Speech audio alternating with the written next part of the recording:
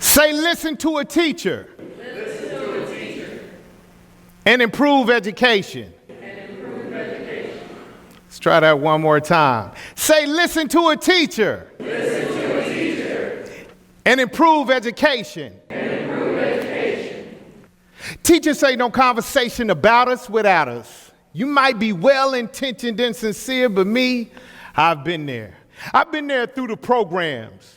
No Child, Avid, Trio, Upward Bound, Read 180, Common Core, America's Choice, virtual classes, academies, after school, and national board. I've been there through the letters, NEA, PTSA, ECL, ACL, and ACT. The 3 R's, IAP, 504, SPED, and PLC.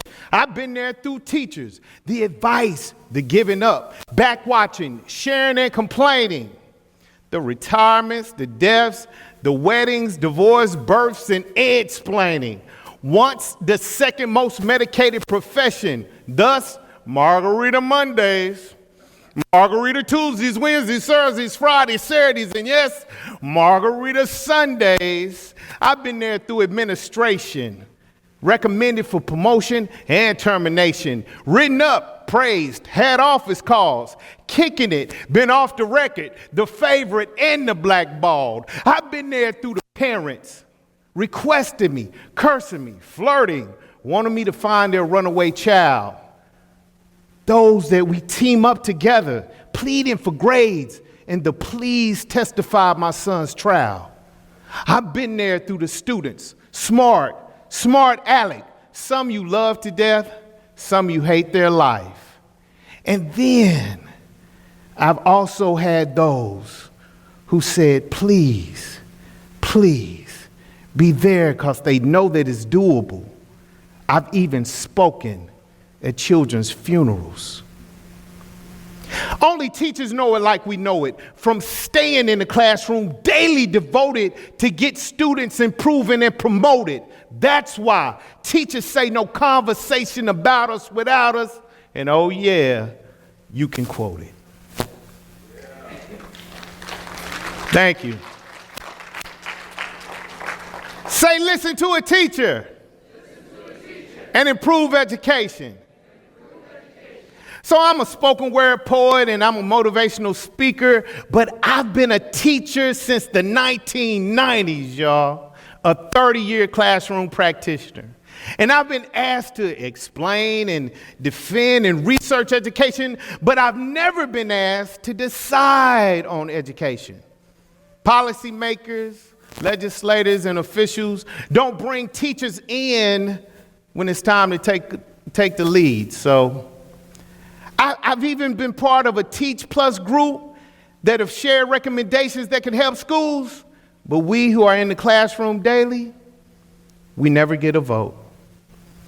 Now I would not expect birds to have great ideas about swimming, but I would expect teachers to have phenomenal ideas about the classroom.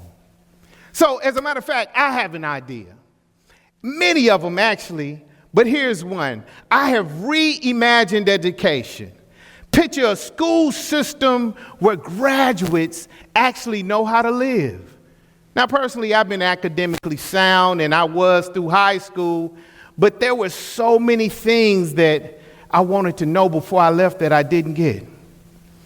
And I've had so many students to graduate and have that diploma, and they asked me for life lessons that they couldn't find in any textbook. So I came up with an answer. My answer is the Grow Life curriculum. And I believe that the Grow Life curriculum could truly get kids activated. All right, so the Grow Life curriculum. Let's break this thing down. Let's start with goals. And you know why goals? Because you can't put I don't know in a GPS and get anywhere. So in this class, you could learn stuff like finding your strengths. You could learn things like having a vision and being a visionary. And you could also understand how to execute with effort and focused every time. The R is for relationships. Why? Because you have to believe people by their behavior. In this class, you could learn things like your family and friend circle. You could learn how to understand boundaries and consent. And you could also learn how to negotiate and how to resolve conflict. The O stands for organize. Now, why organize? Because everything has a place. And you could learn things in this class like how to clean your house, how to do meal planning, and even how to properly prepare your emergency items in your home. Now, the W stands for wellness. Why wellness? Because you don't count time in life. In life, you make time count. And so what happens is, in this class, you could learn about nutrition and exercise, how to be cautious of medication and drugs, and you can even learn about stress management and mental health. Now, the L stands for local politics. And why local politics? Why do we need that? Because only institutional change changes institutions. And in this class, you can learn how to participate in the election process. You could also learn how to peacefully practice protests.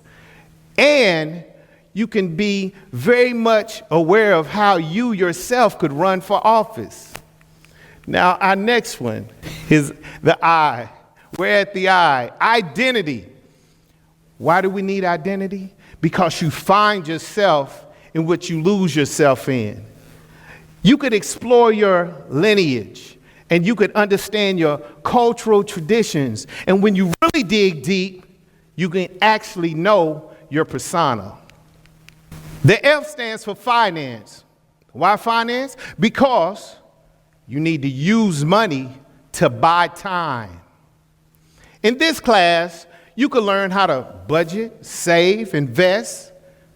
You could understand taxes, debt, interest, and then you could also learn how to monetize your talent. The next one and the last one is the E, and it stands for ethics. And in this class, you could explore what is right and wrong. You could really think about and internalize morality and spirituality. And you can even explore concepts like equity and justice. So altogether, that is the Grow Life curriculum. And I know that that's not in every classroom, but that idea exists in my classroom. And in my class, it exists there because there are great ideas that every teacher has that only exist in their classroom. And if powers that be would really listen to teachers, they could actually improve education for all students, especially students like the one in this poem I'm about to do. Those type of students that get me Mactivated. Everybody say, get Mactivated. Imagine a student sitting like a tombstone in a cemetery of a system.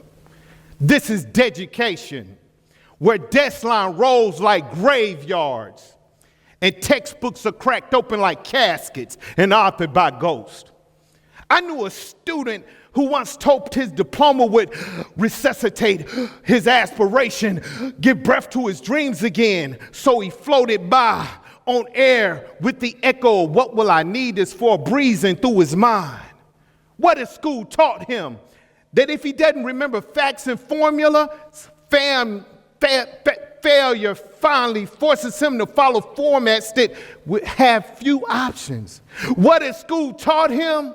That cookie cutter curriculum crumble when kids are not catered to and not considered in the school's case for dough. Let chocolate chips fall where they may. What has school taught him? The takeaway of multiplying long nights in search of bold print divided by a lot of classes never add up to knowing how to survive after senior year. He stepped to my car door, a shell of his former self. He spoke in a tone of hollowed out possibilities with a voice empty of hope. As he asked for money, I wondered how could I offer him change. I remember thinking before he graduated out of my classroom, he had so much potential. So I couldn't wait to see him bloom before the world. Once a bud, ready to fully flower, now we just petals.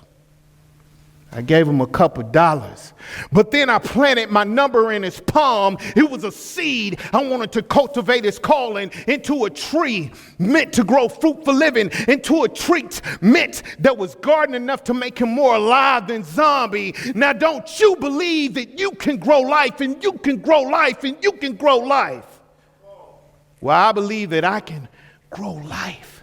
So I may grow life a life way so the children can know how their life can grow, grow, grow, grow.